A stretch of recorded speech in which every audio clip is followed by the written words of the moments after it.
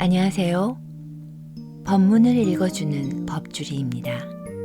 오늘은 오경 스승님이 저서 처지 제1장 제 자신을 찾아 들어가는 수행에서 술독 2편을 읽어드리겠습니다.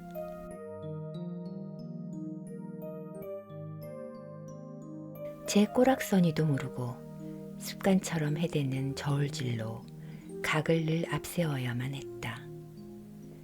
사실상 내 욕심에 각을 들이대니 긍정과 부정의 물살은 끊일 날이 없었다.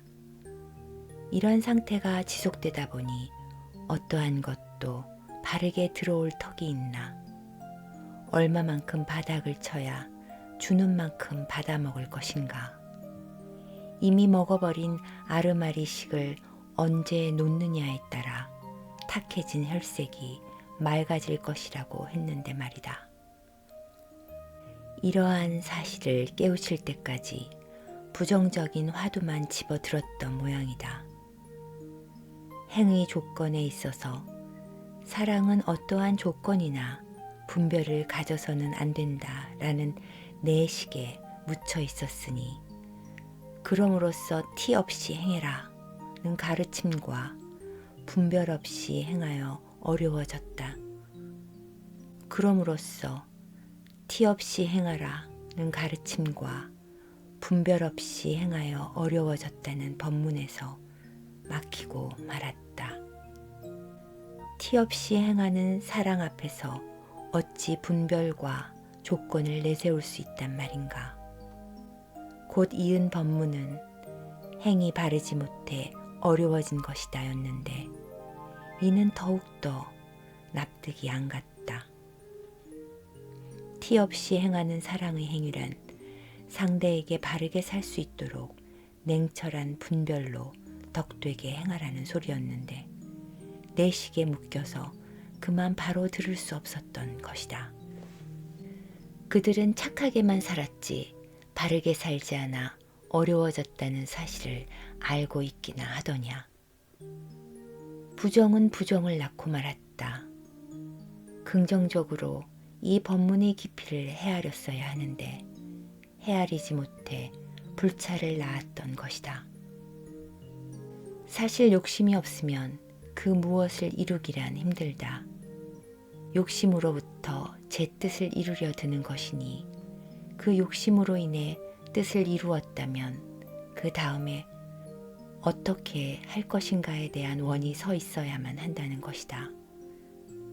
인생이란 궁극으로 가기 위해 1차적인 뜻을 이루게 되는데, 이는 2차적으로 해야 할 일이 있기 때문이다.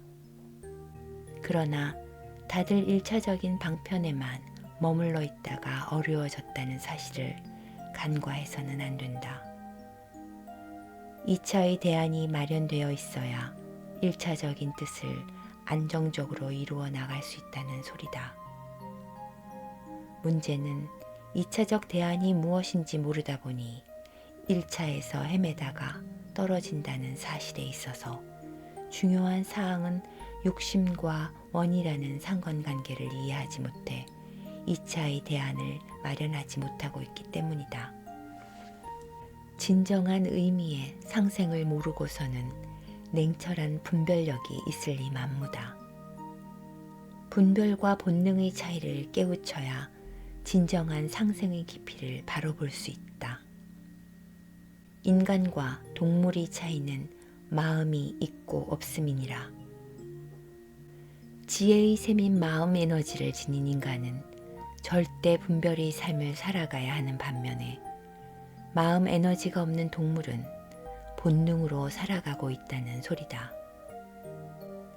인간은 지적으로 덕된 삶을 살아가야 하기에 대자연이 마음 에너지를 빚어 육천육혈의 모공을 통해 인육 속에 안착시킨 것이다. 때문에 나 살기 위한 행위는 생각이 앞선 동물 본능 행위인 것이며, 마음속에서 우러나오는 지혜는 덕으로 살아갈 때 저절로 쓰이도록 되어 있다.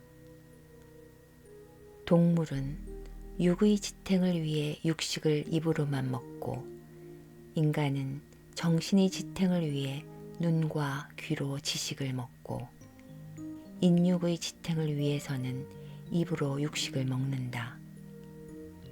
눈과 귀로 먹은 지식은 대자연의 파일에 그대로 저장되어 필요할 때마다 나타나 그 쓰임을 다하나 절대 분별의 지적 행위는 갖춤에 따라 질량이 다르게 나타난다. 내 앞에 온 인연과 입으로 기운을 교류하는 동안 지적으로 덕된 행위는 눈과 귀로 먹는 지식의 분별에서 그 차이가 드러나기 때문이다. 그러나 분별의 차이는 갖춤도 중요하지만 누굴 위해 사는가가 중요한 사안인 것이다. 기운 교류에 의해 살아가는 인간은 너와 통하지 못하는 한 사람답게 살아갈 수 없다는 소리다. 그럴 수밖에 없는 상대방의 처지를 바르게 이해하지 못하면 기운 소통이 어려워 인간에서 그만 성장이 멈춰버리기 때문이다.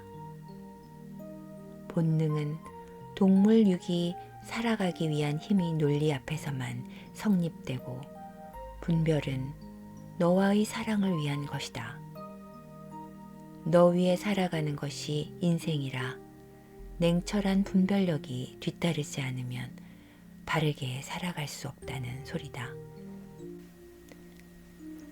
아직까지 나를 위해서만 살아온 습이 때가 남아있어 정작 남을 위해 살아간다는 자체가 그리 쉽지 않은 일이다. 나 살기 위해 태어나서 하는 소리다. 그러나 정작 내가 사는 법을 모르기 때문에 어렵다, 힘들다, 고통스럽다는 말만 해댔다. 너를 위해 살아가야 하는 것이 인생이다. 나 자신을 위해서만 살아오다 보니 당장은 너를 위해 살아가기가 그리 만만치 않은 일이다. 더욱이 그 누구도 제 인생을 대신해 줄 수 없기 때문이라고 하면서 그것이 가장 쉬운 방법이라고 말한다. 내가 너의 인생을 대신할 수 없지만 너를 위해 덕으로 살아갈 수 있다는 소리다. 내가 있는 이유도 너가 있기 때문이다. 내가 있어 너가 있으니 너가 살아야 내가 사는 길인가. 너를 사랑함이 나를 사랑하는 것이라고 했다. 내 앞에 온 너를 사랑하지 못해 어려워진 것이기에 남은 인생을 위해서라도 선지식을 찾아 나서야만 했다. 바르게 사는 법을 배워 사랑하며 살아가기 위해서 말이다. 그리고 그리 소원하던 선지식 수화에 공부하면서도 매 순간마다 내 잣대를 들이미니 불호령밖에 더 떨어지겠는가. 세간에서 마시는 술에 취한 어느 날 문득 오랜 시간 동안 세상에 취해 있음이 스치곤 했다. 그 속에서 내가 취해 살아가고 있었으니 세상이 취해 있음을 어찌 알 수나 있었을까. 세상이 취한 만큼 나도 취해버렸으니 동물처럼 먹고 살기 위해 발버둥 칠 수밖에 없는 노릇이 아닌가. 내 뜻대로 하지 못하는 세상을 탓해가면서 말이다. 자신도 취해 살아가는 주제에 취해 있는 것들을 탓하는 제 잣대에 취해가지고서는 먹어가는 나이에 취할수록 남의 인생에 이러쿵 저러쿵 입뛰는 제 논리에 취하고 제 잘났다 뽐내는 자기 도취에 취하고 어느 한 구석 술 취하지 않은 곳이 없어 보이니 이 사회 전체가 술 도가지로 아니 보일 수가 없다. 그리고 보면 신경성 스트레스 증후군을 앓는 자폐 환자들이 모여 사는 곳이 사회다. 술에 취하고도 더 취하려 드는 현실이니 불신풍조가 만연할 수밖에 없어서다. 분별이 저항력을 잃은 자폐 환자들끼리 생활하기에 어쩔 수 없는 모양이다. 술 취한 사회에는 술 취한 이들 뿐이니 대안이 나온다 한들 술 취한 술일 수밖에 없는 노릇이다. 사상이야 때가 일러 출연하지 않아 그렇다 치더라도 이렇다 할 논리마저 술 취해 부재 중이니 나도 딱하고 너도 딱할 노릇이다. 어디에서든지 모방이 되는 것이 논리다. 이러한 모방을 창조라고 말을 하나 모방은 모방일 뿐이다. 논리는 단지 진화하여 진리 창조를 위한 밑거름에 불과하기 때문이다.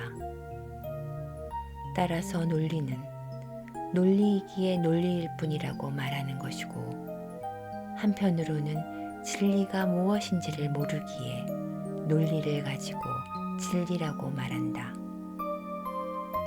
진리란 창조도 창출도 아닌 대자연의 원리이므로 흉내낼 수조차도 없는 것이다.